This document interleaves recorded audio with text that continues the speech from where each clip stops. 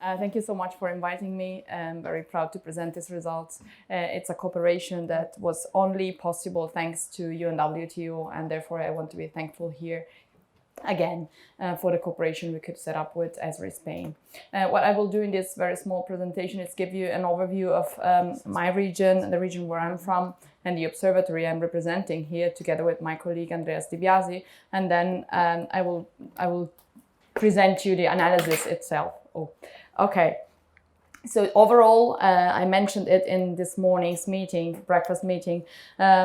South Tyrol is a relatively small province, but very particular one, located here in the middle of the blue part of the Alps, which means in the middle of those parts of the Alps that are affected much more by tourism.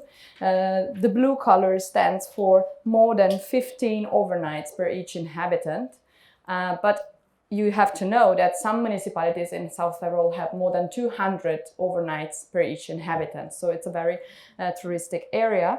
The number of inhabitants, it's about 500,000, and we have about 7.5 million tourist arrivals per year with an average length of stay of 4.4 days. So that's the overall situation. We are a rural area with 5 cities, very small towns, and mostly alpine landscape.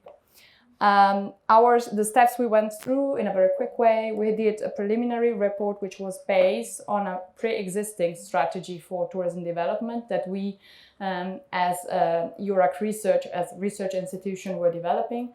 And here I want also to cite the collaboration we had with Michael Folger, which is now representing another observatory here, but he was part of the preliminary study of this observatory, so a cooperation between different parts of the world. We were accepted last year in October 2018, and now we have been developing the first report that will be set online in a few days. It's finished now, and we have covered 29 indicators with all the issue areas that were mandatory and some additional ones as well.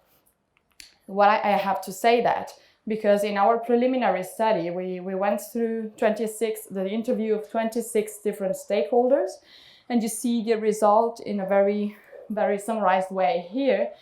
This stands for possible additional issue areas that could be taken into account because they represent South Tyroleans' very specific problems with tourism and ways to make tourism more sustainable. One of these issue areas I want to mention is mobility, and it was made as an additional issue area for us, and we were asked by local stakeholders to monitor this aspect because it was perceived to be very important. We set up the observatory, as I said, a brief overview of the governance system of the observatory. We are EURAC Research, a research institution made up of a private one, made up of about 500 people working in it, but the unit that is working on the observatory is about 8 people. And we have a partnership together with the local agency for marketing and tourism development, which is called IDM, that is helping us in linking evidence with policy implementation. We have set up the observatory in a very particular way. We have 3 indicators per each issue area, and we have also developed this idea of a think tank, which is held every time we have a stakeholder meeting to assess kind of more qualitative issues that are not monitorable through indicators. Just to make you an example, when it comes to employment in tourism, we have like the example of robotics in the hospitality sector. So things that you cannot measure yet, but are very innovative and help you to understand the future development. These are some of the results. I don't want to go into detail, but what is mostly important to say here is that we noticed that the economic impact of tourism amounts of about 11.1% of total GDP, which relates only, I have to say, to food and accommodation services. And the consumption we estimated in terms of water, wastewater and energy, electricity consumption is about between 8 and 9%. So just to give you an impression of how important the tourism sector is. About mobility, what we know is that South Tyrol is a region mostly reached by car. 85% of people arrive by car, and about the half is still moving using their car, which means that we have a good offer of public transport, and some people are leaving their car in the hotels, in the accommodation facilities, to move around using public transport. I tell you this because this was exactly the issue that we were tackling together with Esri Spain, because we were trying to understand how feasible it is to imagine that in the future more and more people will leave their car, if possible at home, if not possible in the accommodation facility, to move around without producing pollution and without producing congestion. So what did we do actually? We were trying to answer this question, how to analyze trail accessibility. When I say trail, I mean hiking trails, with GIS tools for a better transportation planning. As I mentioned this morning also, we are very lucky because we have a good platform of data, but we haven't related them yet. So we see our contribution for the local stakeholders in terms of merging and making a sense of data and producing knowledge that is suitable for future policies. We had to implement this question, to give an answer to this question, we had to define the accessibility criteria overall. What does it mean for a hiking trail to be accessible? It's not a point, it's not a museum, it's not a point of interest, it's actually a line, if you see it like geographically. So what does it mean for a hiking trail to be accessible? And then how to calculate it and how to present results. The partnership was this one, so we as Europe Research, together with Esri Spain, and of course, as I said, thanks to UNWTO, but relying on a very rich database, which is the Geo Catalog, I will show you afterwards, and also relying on local knowledge by local hiking associations that were maintaining those trails. They really know the name of the trail, the number of the trail, and what trails are more used and less used. And all results were cross-checked with these partners. And I think this aspect was very important because they got to know new methodologies, but we got to know a specific knowledge that we didn't have before. So maybe we can switch to the story map, which is a very specific format that Esri was offering us.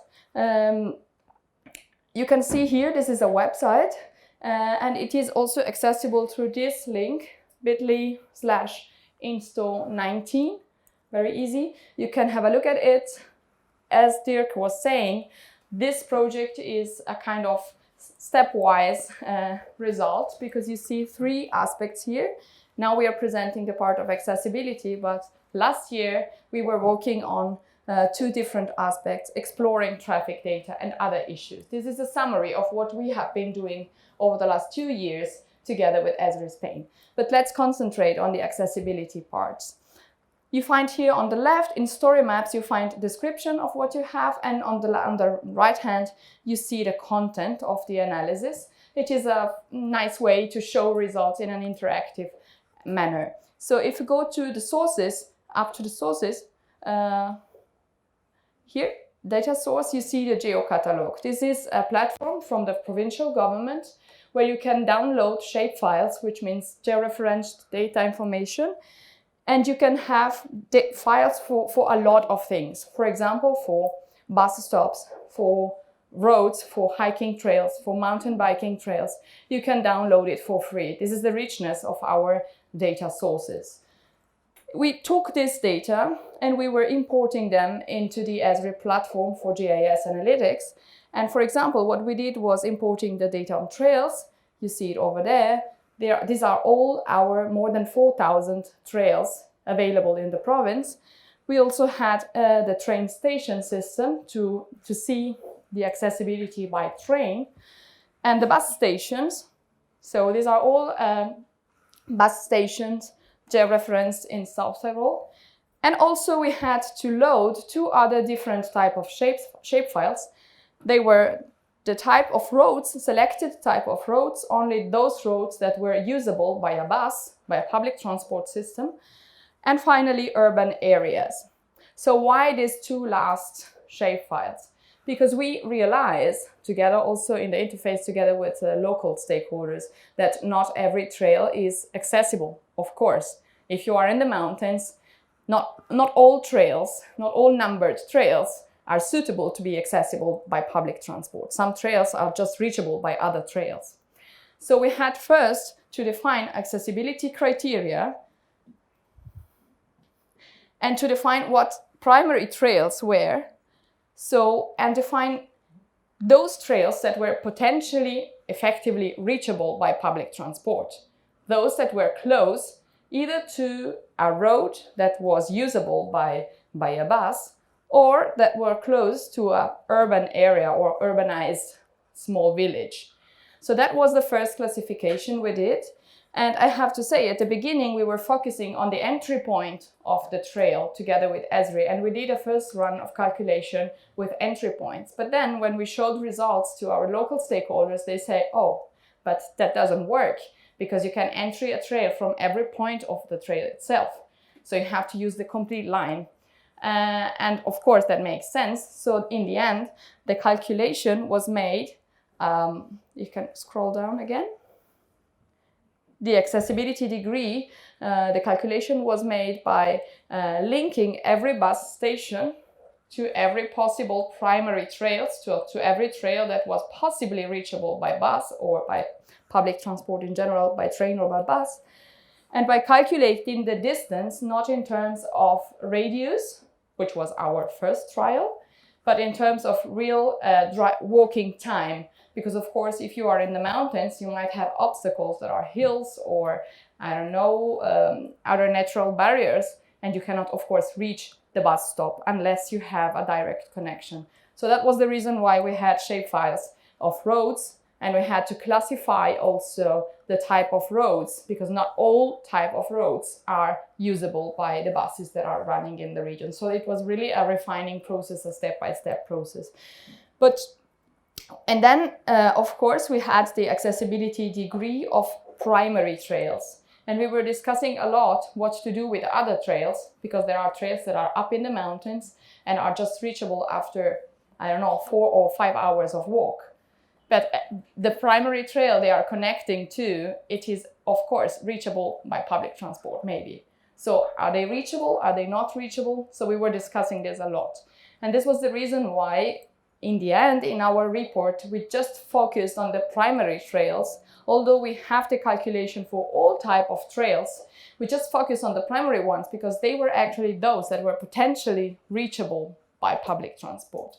For the secondary trail, Esri calculated every possible entry point coming from the primary one and calculated the shortest path to reach the secondary trail by means of the primary trail that was closest to the bus stop. So it's a quite complex calculation that took a lot of time, but that in the end was very difficult to transmit. So you can see then results of this analysis, and they are in terms of both a very simple graph and a map. It turned out to be that more than 2/3 or 30% of the trails, more than 30% of the trails are reachable in less than 10 minutes walk from the bus stop using a normal street. Of course, when we discussed these results with the local stakeholders, there was a discussion about signing, because if you get out of a bus and you have to reach a trail, it's not a matter of are you walking 15 or 10 minutes or 20 minutes, as long as it's not 1 hour. It's a matter of how are you informed about your way. And this is not available as a GIS information, for example. That's a kind of limitation. And if you scroll a little bit down, you can see also in an interactive way here. And you can also see how accessible are the trails compared to their primary, secondary, or tertiary actually classification. But what it turns out to be is that you cannot find any area of the land, of the region, that is not accessible. So what it turned out to be the result is that actually the bus system is covering very well every part of the region. And of course, those trails that are on highest part of the mountains, they are less reachable. But the ones that are linked to really specific areas or to roads, they are reachable. Of course, this is a first result, and we know that we have a lot of limitations related to this first result, because, for example, we don't know anything about the line. So we know that there is a bus stop, but we don't know how frequent the bus transport is. We don't know how it is linked to the other parts of the region. And we really don't know how it is fitting the needs of hikers that probably would start very early in the morning and would need a bus transfer which is suiting their needs in terms of time. So that will be next steps to be done. And all other things that could be done is also probably selecting one very touristic area and having a look at, in a very qualitative way, how people behave. And this is something we don't know. Actually, we don't have any information about how people are behaving on hiking trails. But what we have access to is the knowledge of these two types of association I was mentioning before. And they would be able to tell us which paths could be looked at in a closer way, so that we can really cross-check our results with more detailed information on the tourist behavior, which is something we don't know about until now. So thank you so much. I think it was a little bit too long, but if you have any questions, feel free to ask.